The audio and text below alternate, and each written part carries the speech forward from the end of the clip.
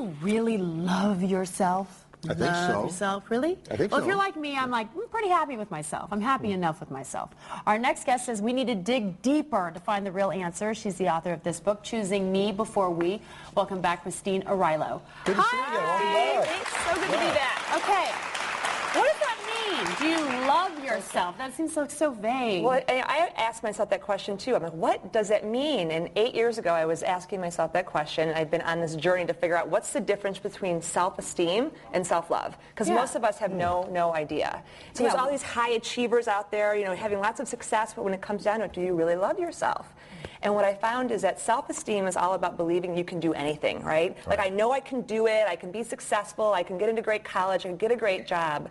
But then self-love really is about honoring yourself so deeply and having so much respect and unconditional love for yourself that you would never put yourself into a situation that doesn't honor and respect you that same way. Whoa. Whether that's a relationship, a job, yourself, your own relationship, anything. It's much, much deeper. Now, hearing that makes me think many people are fooling themselves when they say, I do love myself, because they haven't really thought it out. I guess. A lot of people. I mean, I was that way. I had the big career, the big everything, and then boom, relationship ended a couple of years ago, and I was like, whoa, how did I get here? Yeah. And so I've been watching people, you know, Whitney Houston and Bobby Brown, like, how does that happen? Or really successful people, how do they end up in bad marriages? Or how do they end up not being able to take care of themselves? Why are women so exhausted, even though they're super successful? And it all comes back to self-love. Yeah. But no one had the self-love handbook. So Whitney Houston's actually a good, yeah. Whitney Houston's a good example. Like, she looks like she has a great self-esteem, but maybe not self-love, because she was in this relationship that wasn't healthy. Exactly. As healthy that it could be. Okay, there's some things that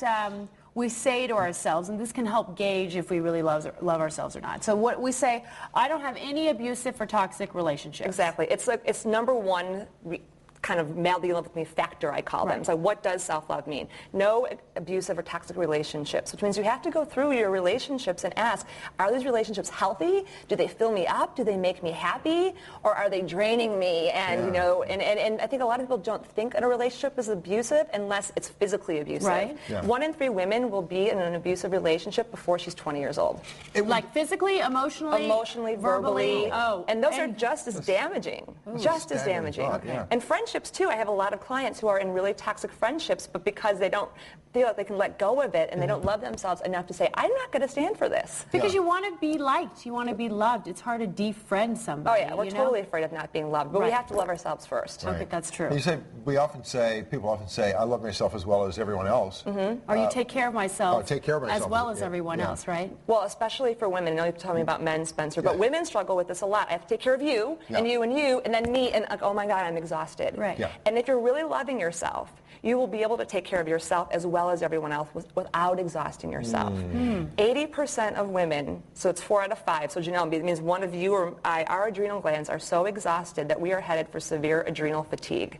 And that means, you know, autoimmune diseases, it means thyroid disease, and so we're not taking care of ourselves. We're exhausted, we're tired, we gain weight, and we think it's because we're not working out hard enough. But it's literally because our adrenal glands are running all the time because we're so busy that we can't literally stop and take care of ourselves. Oh, okay. You say we should do a 40-day take care of me practice? I am doing the 40-day take care of me practice. I've been doing it since January, and it's been kicking my butt, and I'll tell you why. Because it's like we all know that we should take care of ourselves. Like, who would say, oh no, I shouldn't take care of myself? But then the little brain starts going, oh, I don't have time, I don't have time.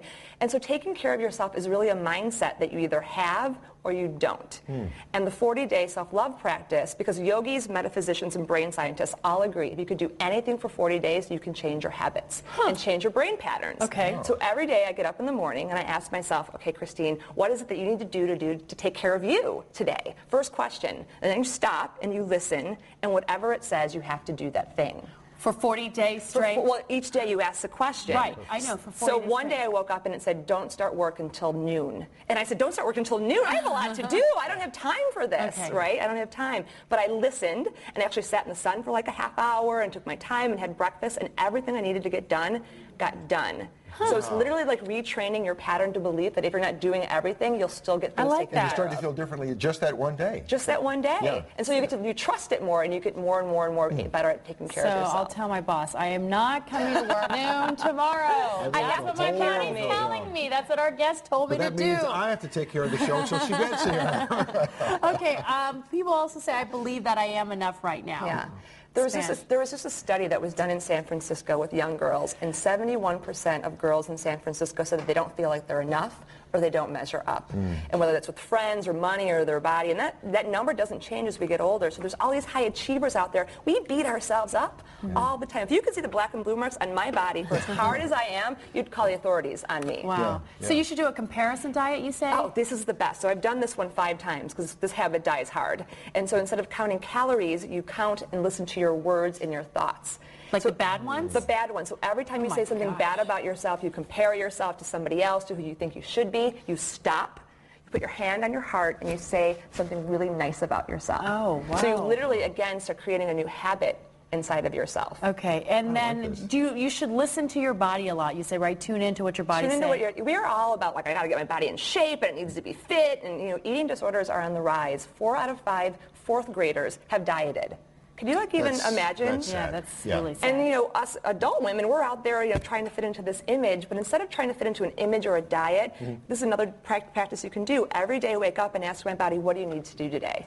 Okay, we're And going to listen. And listen Okay. to And that, listen. yeah. So, Madly in Love with Me Day is on February 13th. Tell us about that. It's happening at the Claremont. It is Self-Love, International Day of Self-Love, February 13th. We're having a big, huge Self-Love-a-palooza at the Claremont Hotel in Berkeley, and everyone could come. It's going to be great. Only women, so Spencer, you can't come. Well, no, He you already can loves come back- himself. You can come back and tell me about it. Okay. And because I love the View from the Bay listeners so much, I love being on here with you. We're going to offer a special. So anyone that goes and buys a ticket and you put in the words love when you do your checkout, you get a special discounted price How on the about tickets. that? Oh, good. Just Okay. because I love View from the Bay so much, and I Okay. want as many people to come as possible. Okay, That's thanks, fantastic. Christine Christine, thank you Arylo. so More much. information about the event on our Thank website you. and her book, Choosing Me Before We. Thanks, Christine. Awesome. Thank you. Okay,